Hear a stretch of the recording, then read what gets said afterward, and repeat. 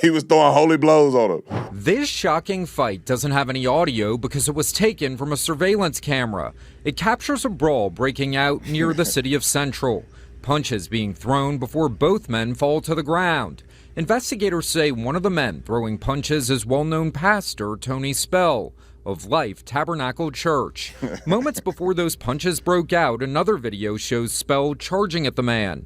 The father of the alleged victim gave the WAFBI team this video with no sound. Spell was arrested shortly after the fight and charged with second-degree battery. Cameras were rolling as deputies took him into custody.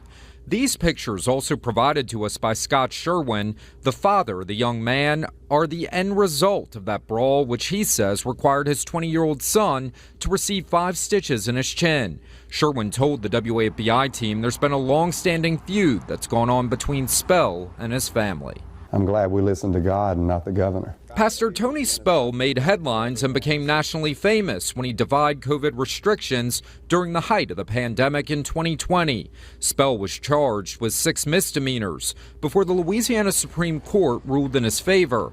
Spell's popularity came with defiance, as some Americans believed there was an overreach of government restrictions during the pandemic. We've been mocked, we've been ridiculed, we've been slandered, defamed, but now we're thankful that we have finally been vindicated by the highest court in the state of Louisiana. Arrest documents obtained by the I-Team on Tuesday show the alleged victim admitted to shouting a profanity at Spell, who then ran across the street and a fight ensued. The arrest report notes that Spell and his attorney declined to comment and told deputies to go ahead with the booking process. You know, I'm not a person that believes that you should resort in violence, but there's a time and a place where people need to learn to stop messing with people and threatening people and doing all that gay, crazy stuff because you ain't ready for that smoke. So let it go.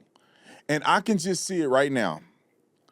I almost feel like the pastor is on the same wavelength as us. You know, a pastor that say, I'm going to stay open during COVID, and he end up winning in that case, tells me what kind of pastor he is. But when these leftist lunatics get to shouting and playing with God, it's at some point, pastors need to take a stand. And I'm not saying every pastor needs to put his hands on people.